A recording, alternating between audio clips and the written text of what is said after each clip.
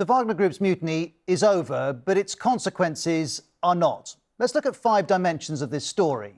First, there's Yevgeny Prigozhin. On Saturday morning, he said his Wagner forces would march to Moscow. By Saturday night, his destination had changed to Belarus. According to the Kremlin, treason charges would be dropped against him, but Prigozhin was going into exile.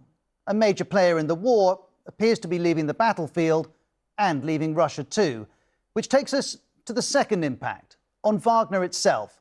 It's a mercenary group that's outside of the Russian military, but has been fighting for Russia in Ukraine. Russia's defense ministry has plans to centralize control of irregular forces like Wagner, something Prigozhin opposed. Wagner will not sign any contracts, he declared, but his mutiny failed to stop the plans. And that means Wagner, in its current form, is coming to an end, which connects to our third issue, Russia's military leadership and Prigozhin's determination to change it. That was in May. Sergei Shoigu is Russia's defense minister. Valery Gerasimov is the chief of the general staff. Prigozhin had repeatedly attacked them for problems on the battlefield. On Saturday, he urged Russians to join the conflict against the defense ministry. But that didn't happen. And when the Kremlin was asked about Shoigu's position, its spokesperson said, "I'm not aware of any changes in this regard," which could mean a number of things. For now, Shoigu keeps his job. He's gaining Wagner fighters, gaining more control. But as he and Putin know, the struggles of the Russian military have not gone away. And our fourth consideration is the president himself. On Saturday, he went on national TV, accusing Prigozhin of treason.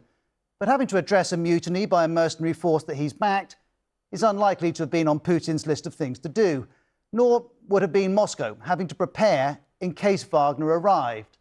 And watching on is the US.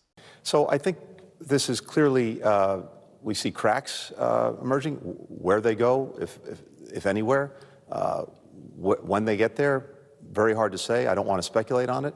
It is very hard to say, but Putin has been under pressure as rarely seen before. That happened connects to our fifth issue, the state of the war. Because Putin brought in Wagner to give Russia momentum in Ukraine, but territorial gains have proved elusive. And now, as once again Putin tries to address that, a mutiny led by someone who was a key figure in Russia's operation in Ukraine would appear unlikely to help.